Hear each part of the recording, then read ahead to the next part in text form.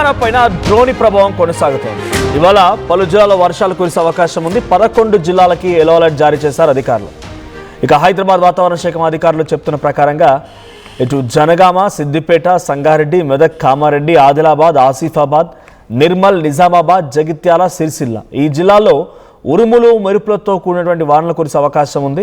సుమారుగా 30 నుంచి 40 కిలోమీటర్ల వేగంతో ఈదురుగాలులు వీస్తాయని వాతావరణ శాఖ అధికారులు చెప్తున్నారు. ఈ ప్రభావం 5 రోజుల పాటుగా ఉంటుందని వాతావరణ శాఖ అధికారులు అంచనా వేస్తున్నారు.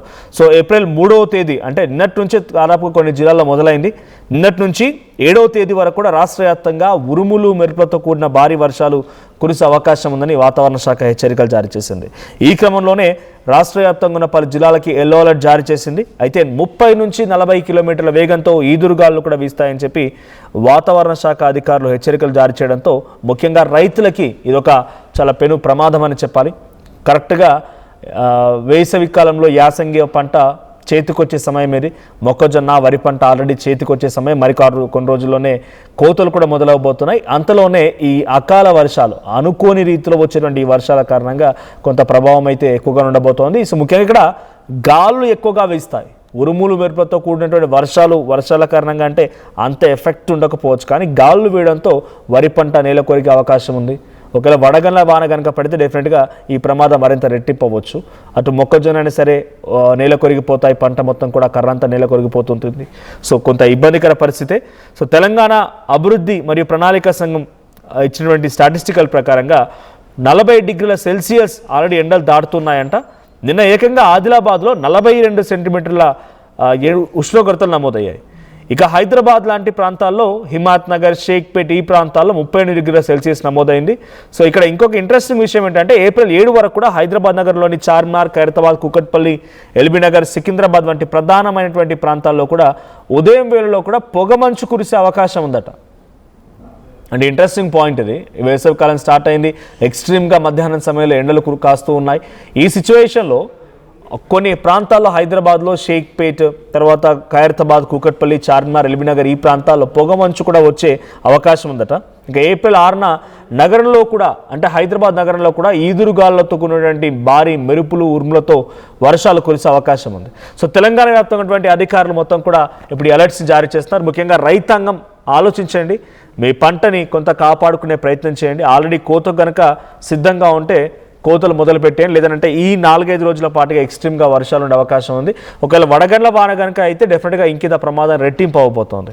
సో వాతావరణ శాఖ అధికారులని హెచ్చరికల్ని పాటిస్తూనే వారిని కొంత మీ పంటని కాపాడుకునే ప్రయత్నం చేయండి. ఒకసారి మళ్ళీ నేను జిల్లాల పేర్లు చెప్తాను.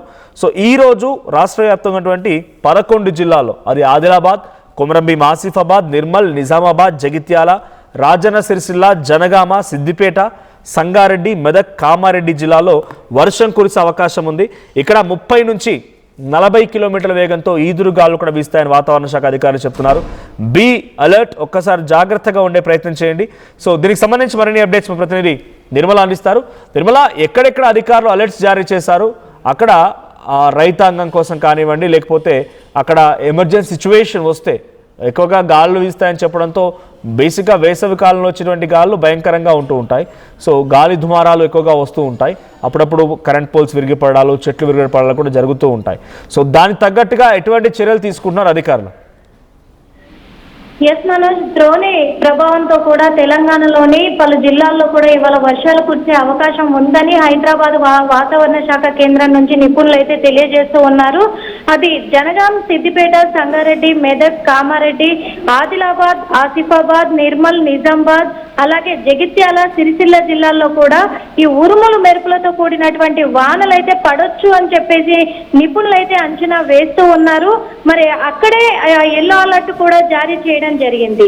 అంటే గంటకు 30 నుంచి 4 కిలోమీటర్ల వేగంతో కూడా ఈ ఈదురుగాలులు వీస్తాయని మరి వాతావరణ శాఖ నిపుణులు అయితే చెప్తూ ఉన్నారు. ఎందుకంటే గత వారం రోజుల కిందటి వరకు కూడా చూసాము, హైదరాబాద్ శివార్లో కావచ్చు, అలాగే కొన్ని జిల్లాల్లో కూడా వడగండ్ల వర్షం పడడంతో కూడా ప్రజలు కొంచెము పంటలు పండించుకునే రైతులు, ముఖ్యంగా వరి ఈ వడగండ్ల వర్షానికి వడ్లు మొత్తం రాలిపోతాయి కాబట్టి ఆందోళన చెందారు.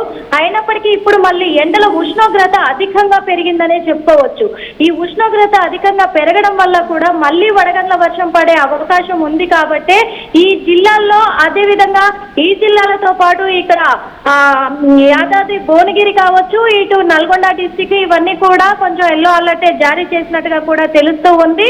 జాగ్రత్తగా ఉండాలి రైతులైతే, ఎందుకంటే పంట చేతికి వచ్చింది అంటే ముందుగానే ఆ పంటను కోసుకునే ప్రయత్నం చేయండి, దాన్ని భద్రపరచుకోండి అని కూడా చెప్తూ ఉన్నారు. కాబట్టి ముందుగానే తెలిపే అవకాశం ఉంది. కాబట్టి ఈ వడగండ్ల వర్షం కానీ, లేకపోతే ఈదురుగాలులతో కూడినటువంటి వర్షం కావచ్చు, ఇలాంటివి ప్రభావం చూపించే ముందే వాతావరణ శాఖ ఎప్పటికప్పుడు కూడా తెలియజేస్తాము అని చెప్తూ ఉన్నారు. ఈ 3-4 రోజుల్లో ఇక్కడ హైదరాబాద్ నగరంలో కూడా అక్కడక్కడ వర్షాలు పడే అవకాశాలు ఉన్నాయి. అయినందుగా కూడా ఇక్కడ పంటలు అలాంటివి ఉన్నాయి కాబట్టి రాకపోకలకు ఇబ్బంది కలుగుతూ ఉంటది. కాబట్టి జాబ్ చేసుకునే వాళ్ళు మాత్రము కొంచెం జాగ్రత్తగా వెళ్లే దారులలో వాళ్ళు అప్రమత్తంగా ఉండాలని కూడా వాతావరణ శాఖ అయితే ఆదేశాలు జారీ చేస్తూ ఉంది. Manoj, right, thank you Nirmala. So హైదరాబాద్లో మాత్రం 6వ తేదీన, అంటే మరో 2 రోజుల పాటుగా సమయం ఉంది, 6వ తేదీన కొంత ఉరుము మెరుపుతో కూడిన వర్షాలు కురిసే అవకాశం ఉంది. కానీ జిల్లాలో ఆల్రెడీ నెట్ నుంచి మొదలైంది. జిల్లాల్లో భయంకరమైనటువంటి వర్షాలు కురిసే అవకాశం ఉంది. ఉరుములు మెరుపులతో కూడిన వర్షాలు డెఫినెట్గా మనం ఎక్స్పెక్ట్ చేయొచ్చు.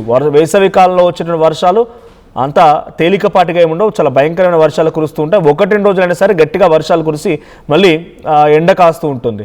సో 30 నుంచి 40 కిలోమీటర్ల వేగంతో ఈ గాలులు వీస్తాయని వాతావరణ శాఖ అధికారులు చెప్తున్న నేపథ్యంలో రైతులు మాత్రం కొంత ఆందోళన వ్యక్తం చేస్తున్నారు. ఇప్పుడు కనుక వర్షాలు కురిస్తే డెఫినెట్గా మా చేతికి అందిన పంట కాస్త తీవ్రంగా పూర్తిగా నష్టపోయే అవకాశం ఉంది. వాతావరణ శాఖ అధికారులు కూడా హెచ్చరికలు జారీ చేస్తున్న నేపథ్యంలో రైతులు ఆందోళన వ్యక్తం చేస్తున్నారు. మరి వారికి తగ్గట్టుగా అటు రైతులకి అనుగుణంగా ఏమైనా ఏర్పాట్లు చేస్తారా, లేదంటే ఇప్పుడున్నటువంటి విషయం పరంగా ఇంకేమైనా అలర్ట్స్ ఇస్తారా చూడాల్సిన అవసరం అయితే ఉంది. సో రైతులు ఎవరైనా కనుక ఈ లైవ్ చూస్తున్నట్టయితే తస్మాత్ జాగ్రత్త. ఈ 4-5 రోజుల పాటుగా ఇదే మాదిరిగా పరిస్థితి ఉండబోతోంది.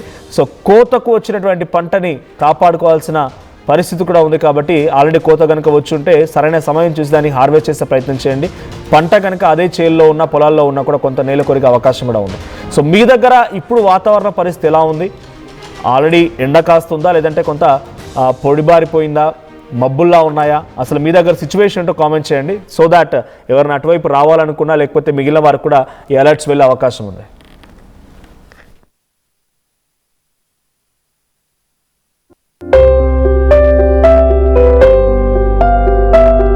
చిన్న చిన్న ఆనందాలు 35 ఏళ్లుగా నా జీవితంలో లేవు.